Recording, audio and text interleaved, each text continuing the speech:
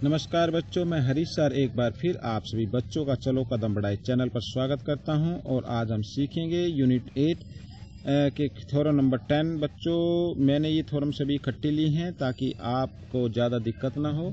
अब ये भी देखिए बच्चों, इस थ्योरम में क्या लिखा है। Prove that the quadrilateral is a parallelogram if its opposite angle are equal. हमें ये दिया हुआ है कि अगर किसी क्वाड्रिलेटर के अपोजिट एंगल इक्वल हो तो वो पैरेललोग्राम होता है। आइए सबसे पहले बच्चों करना शुरू करते हैं।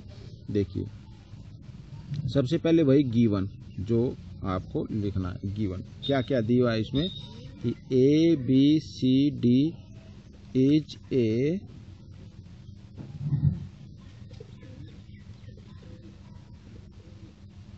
क्वाड्रिलेटरल, ठीक है, in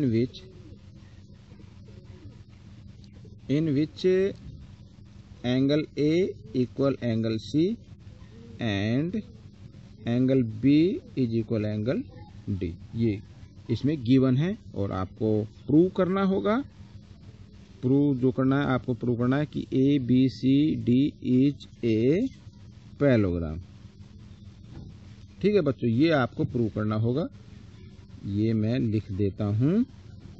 ये देखिए बच्चों, आप मुझे कमेंट्स में लिख सकते हैं कि सर आपकी बात ये समझ में नहीं आ रही, ताकि हम उसको फिर अच्छे से और समझा सकें। ठीक है बच्चों, तो आइए हम इसको करना शुरू कर देते हैं। इसमें भी देखिए कोई ज़्यादा मुश्किल नहीं है, कोई ज़्यादा वो नहीं है। अब हम इसके अंदर देखते हैं जो प्रूफ करते हैं। देखिए proof A B C D is a quadrilateral.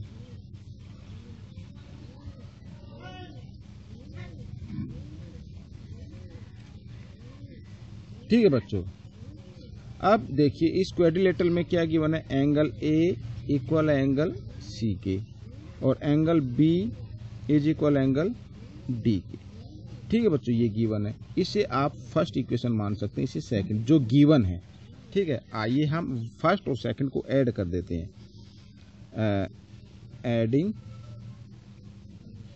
First and second को ऐड कर देते हैं। Angle A plus angle B is equal to angle C plus angle D.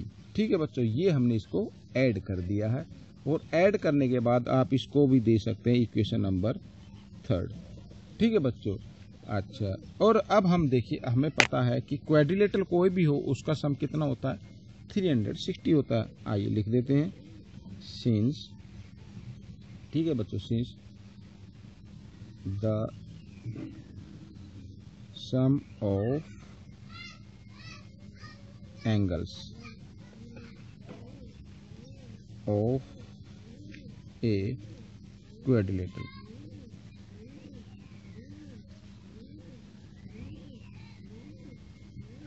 Is equal 360 degree. ठीक है बच्चों, 360 डिग्री होता है।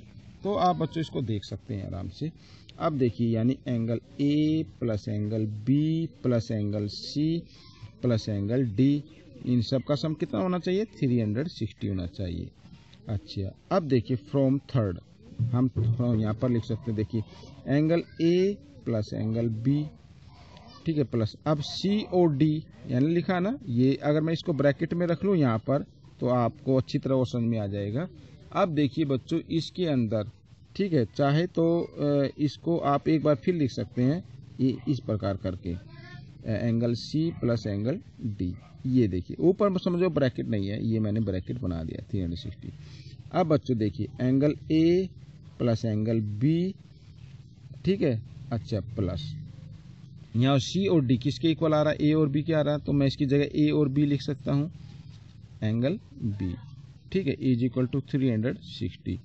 अब यहाँ पर मैं लिख देता हूँ उसका थोड़ा सा कंक्लूजन, ताकि आपको समझ में रहे कि ये हुआ कैसे। अब 1AB और 1AB, ठीक है, दोनों ब्रैकेट में आ रहे हैं ना बच्चों, तो इसको मैं ब्रैकेट में इस प्रकार कर देता हूँ, अच्छी समझ में। तो 2AB होगा, यानी 2 ब्रैकेट में angle A plus angle B, हम लिख सकते हैं इसको इस प्रकार 360। अब बच्चों 2 इधर किस मल्टीप्लाई की फॉर्म में इधर आकर ये किसकी फॉर्म में आ जाएगा, डिवाइड की फॉर्म में आ जाएगा ऐसे। 180। ठीक है, ए और बी का सम कितना आ गया बच्चों? 180 आ गया। अब इसके यहाँ पे करने के बाद बच्चों आपको देखिए यहाँ पर एक लाइन ले लेते हैं। ये देखिए ए और बी का है ना, ये सम देखिए फिगर में आप देख सकते हैं, ये और ये इन दोनों का सम 180 आया। तो इसका मतलब क्या हुआ? ये ए बी एक लाइन हो गई। ठीक है, देखिए लाइन ए बी इंटरसेक्ट। ठीक है, ये A B line intersect A D को तो करती है ए पर और बी सी को करती है बी पर। ठीक है, intersect A D and B C at A and B respectively. ठीक है, इस प्रकार करती है। तो इस प्रकार ये इंटरसेक्ट कर रही है बच्चों कि angle A plus angle B is equal to कितना आ गया? 180 डिग्री आ गया। ठीक है बच्चों, अब तो हम इसको लिख सकते हैं यहाँ पर कि sum of interior angles of same side of the transverse line।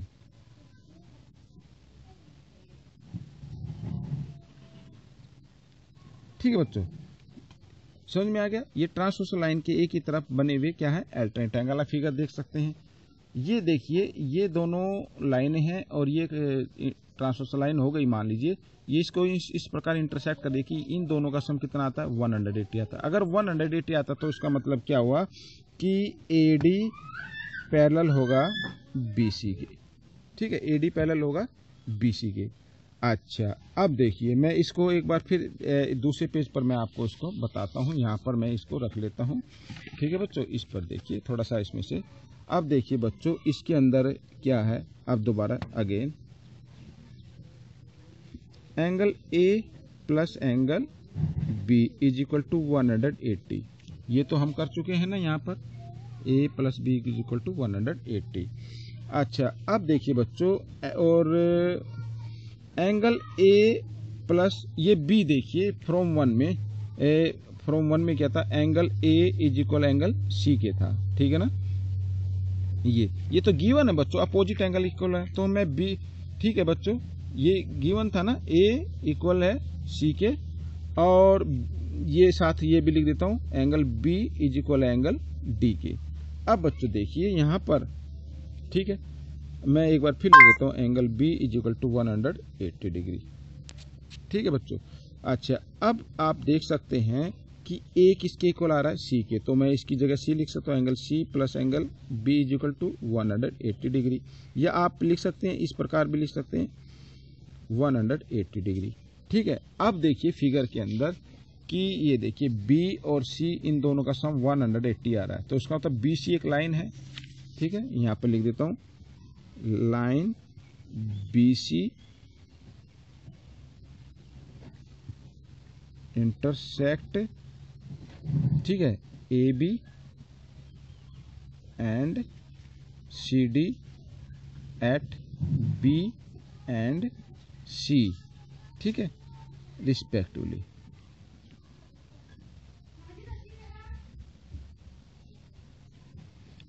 ये इसको इंटरसेक्ट कर रही है। तो ये इंटरसेक्ट कर रही है तो इसका मतलब देखिए इधर कि angle B plus angle C is equal to 180 आ गया। ठीक है बच्चों, तो यहाँ पर फिर लिख देते हैं ये क्या है? सम ऑफ इंटीरियर एंगल्स ऑफ, ठीक है, ऑफ द सेम साइड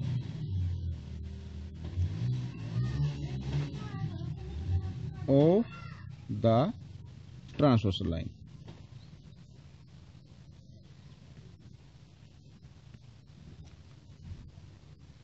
ठीक है, ये ट्रांसवर्स लाइन। तो इसका मतलब जब देखिए इस फिगर में मैं आपको दोबारा दिखाता हूँ, ये देखिए कि इन दोनों का सम 180 आ गया है। ठीक है, तो इसका मतलब AB पैरेलल होगी बी सी के। लिख सकते हैं इसको, यहाँ पर देखिए A B parallel B C के। समझ में आ गया, A B parallel B C के।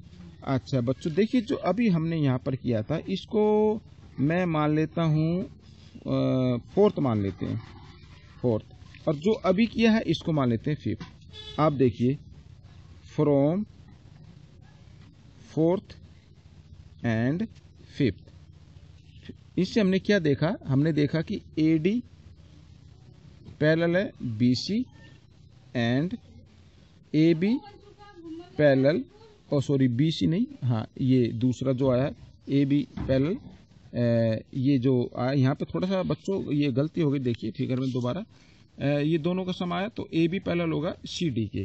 ठीक है, यहाँ गलती से लिखा गया, इसके लिए आई एम सॉरी, यहाँ पर मैं सी डी लिख देता हूँ।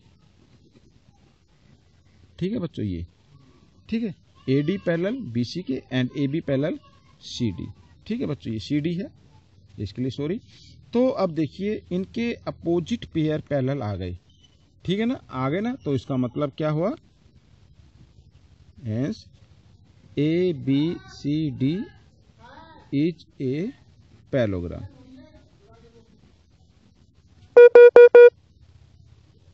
ठीक है बच्चों, तो ये क्वेश्चन ठीक सोल्व हो चुका है। आपको कैसा लगा मुझे कमेंट्स में जरूर लिखिए, और इसमें से सीखकर आप दूसरे बच्चों को जरूर सिखाएं। मिलते हैं अगले क्वेश्चन में, तब तक के लिए बच्चों धन्यवाद।